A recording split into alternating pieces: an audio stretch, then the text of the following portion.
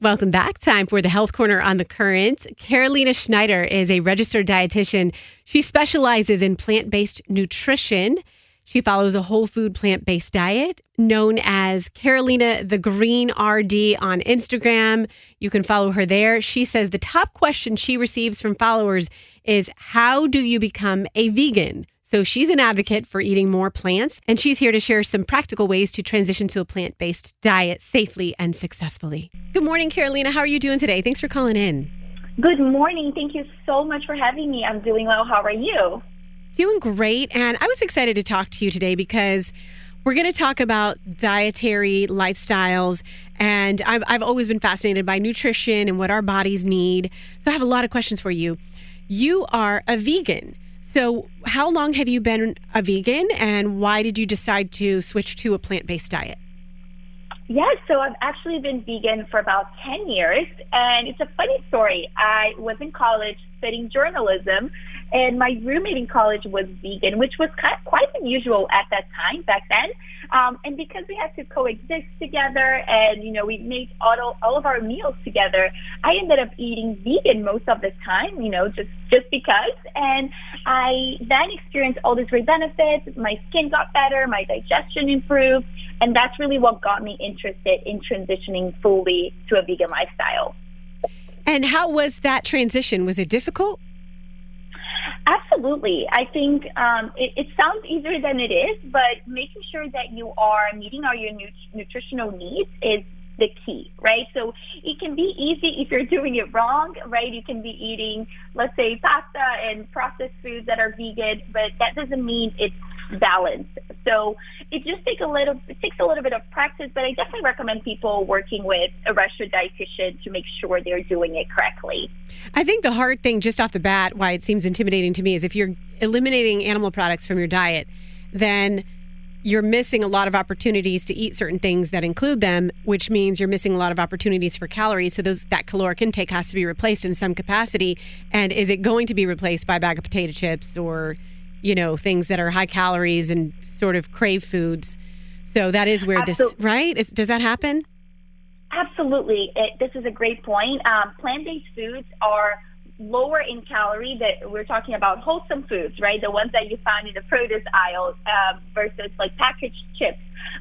So you have to eat a lot more of them to get your calories for the day. So that's a very true statement. And then when it comes to the processed ones, like you said, they have calories, but they have no nutrition. So we want to try to steer clear from those and just focus on the wholesome options. So what are some of those things that you can do to cover the nutritional gaps when you're making your switch? Yes, so I definitely recommend supplementation. I think it's so important. And at first, I didn't do it. I thought I could get all my nutrients from food, and I really suffered from it. I had a lot of nutrient deficiency. So now I'm an advocate for just supplementing your diet to make sure that you are as healthiest as you can be. So I like to talk about 4 types of supplements that everyone on a vegan diet should be taking. One is vitamin B12, which is needed for energy production. We have aged garlic extract. It's one that I personally love that is needed for your heart health. Vitamin D and calcium are all, so important. Vitamin D for your immune system and calcium for your bone health and density.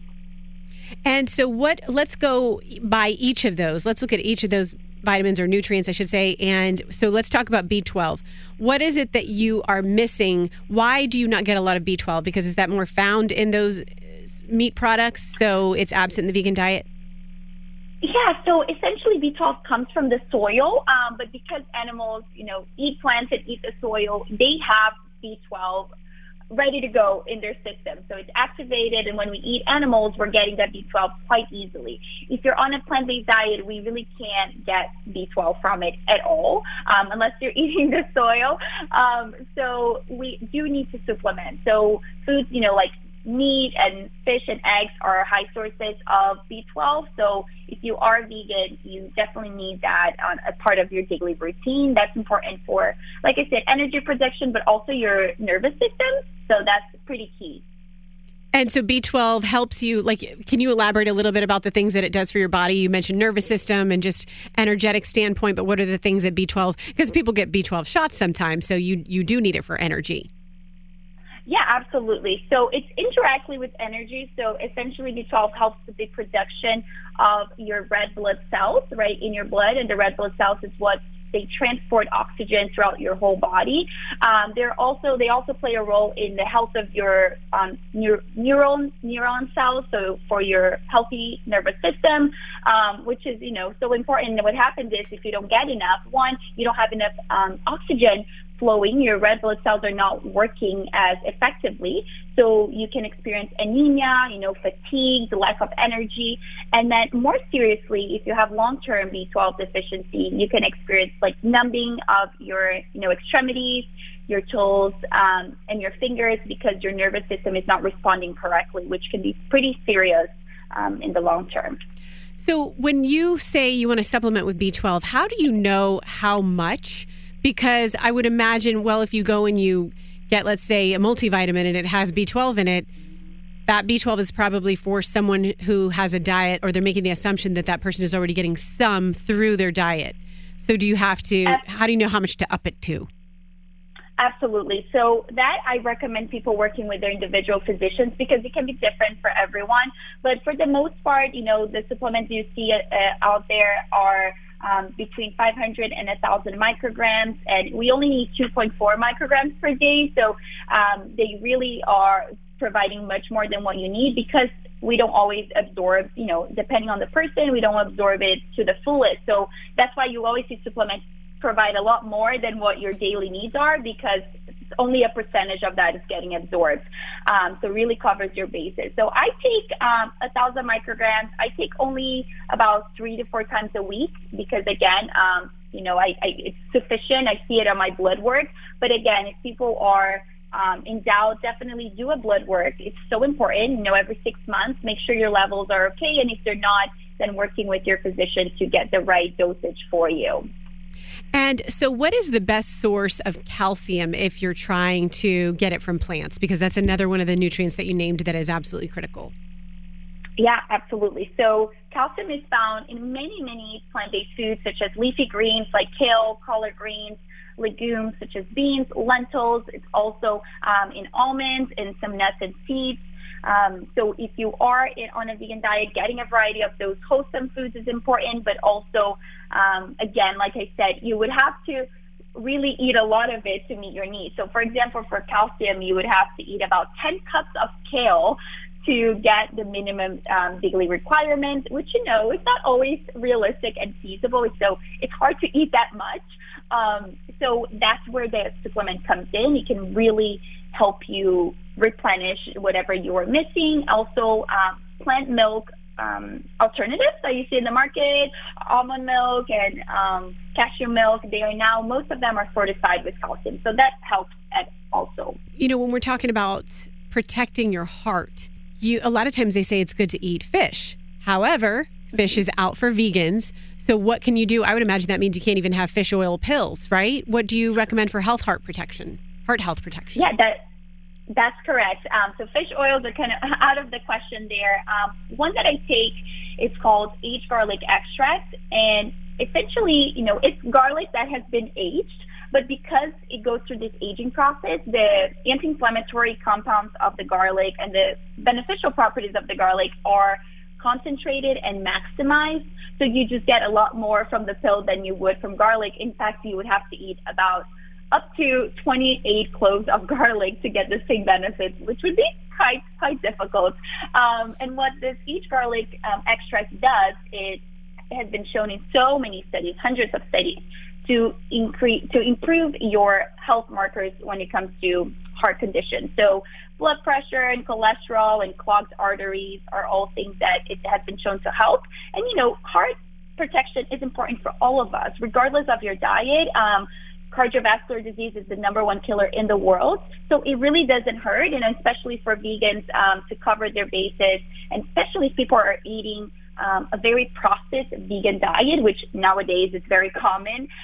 They're not really helping their heart. So I think this is a great supplement. And many of supplements out there, as your audience may know, they are not vegan. They have gelatin, they have beeswax, other animal ingredients. So this one, I like in particular, there are vegan ones out there for aged garlic extract. So just making sure you're reading the label when you're purchasing your supplements. Right. That's important. We hear all the time that vitamin D is so important and that so many Americans are vitamin D deficient. I feel like my levels are always low when I go and get my blood checked. So we know we can get vitamin D from the sun, but it seems like, if you wear sunscreen, you're not going to. So how much and what kind of vitamin D recommendations do you have for us?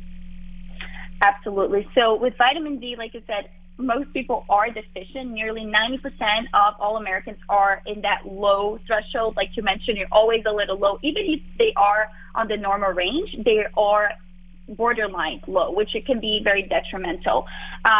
So you would have to eat or drink actually about 6.5 cups of milk, whether it's cow's milk or fortified plant milk, to get the necessary vitamin D requirement. So from food, it can be a little difficult. There are not a lot of foods that are great sources of vitamin D. And like you mentioned, the sun, we have to wear sunscreen, right? So, and also we know sun exposure is not recommended because it increases the risk for skin cancer. So sun is kind of out of the question too. Now it leads us to supplementation. That's why I personally take it. I've always had low levels as well, even with a great diet. So I recommend about 2,000 to 5,000 international units daily. Again, please consult with your physician, make sure that's right for you. But the current guidelines for vitamin D, Roxanne, are so low, and we've been seeing in studies that at least 2,000 units, international units a day is what we need to support our immune system. So, just be aware of that and always talk to your physician. But we want to make sure that it's definitely a daily supplementation because of it's really important for us.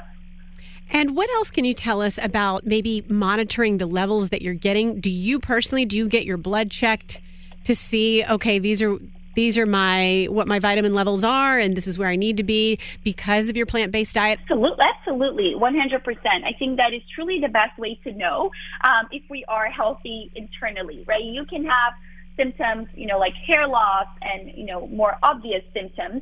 But a lot of times people don't have any symptoms of a nutrient deficiency and they are deficient. And then in the long term, that can cause health complications. So checking your blood work regularly is detrimental. I do it twice a year. And just to make sure my diet is supplementing, with the supplements that I take, making sure I'm getting to the adequate levels. Everyone should do it, Roxanne, regardless of your diet, because even if you're not on a vegan diet, you can be nutrient, the soil is nutrient depleted. So the foods that we're getting from soil or from animals could also be nutrient depleted. So it's very, very important to do that. And what made you decide to choose a plant-based lifestyle? I know you're obviously, as a registered dietitian, you know so much about nutrition and health. Yes. So like I said earlier, I actually started before I was a dietitian, which it's funny. I think the vegan diet got me to go back to school and study nutrition to learn more. But for me, it's kind of on the contrary. I started as a vegan. I experienced benefits. And I was like, well, why do I feel so much better? What is the relationship between food and well-being, right? How can we use food to really thrive health-wise and prevent disease? So that's what got me to go back to school. I was already vegan, but I definitely learned so much in school and everything I was doing wrong.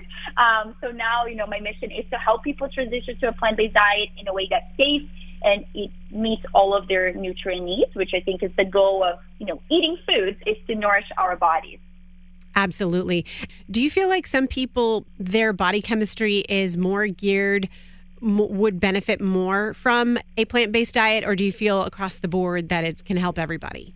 That's a great question. I believe that, for people it can benefit everybody. Sorry to answer your question first, but some people do need animals. And I've seen that in my practice, and I hate to say it, but it's true. Sometimes people with extreme anemia or certain conditions that require a higher iron intake, for example, they may need a piece of meat once a week. And I've seen that. Again, they can supplement. But for some people, perhaps a balance of mostly plant-based and some meat could help. For most of the population, I would say a plant-based diet can definitely be beneficial, especially for those with likelihood of, they have family history of conditions such as heart disease and diabetes.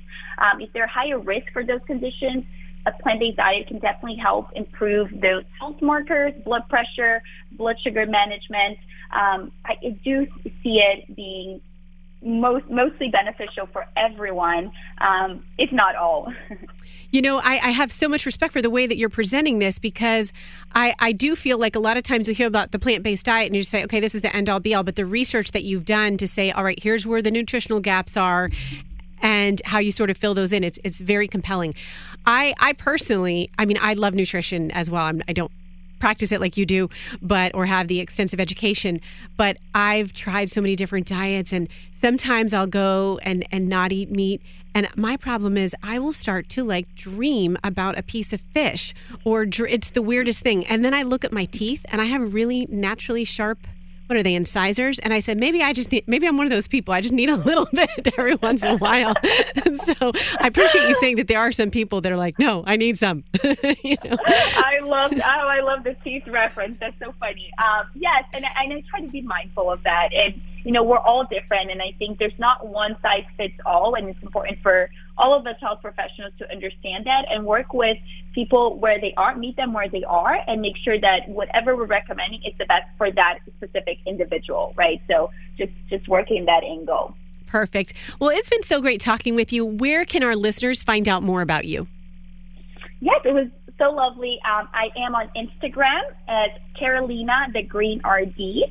I'm also online. My website is hungryforplants.com, and there I have a blog I just posted about these 4 supplements that I mentioned in this call. So if people want to learn more about what they are and what they do, I have a blog for that. And then finally, I wanted to just touch on, I mentioned aged garlic extract for heart health.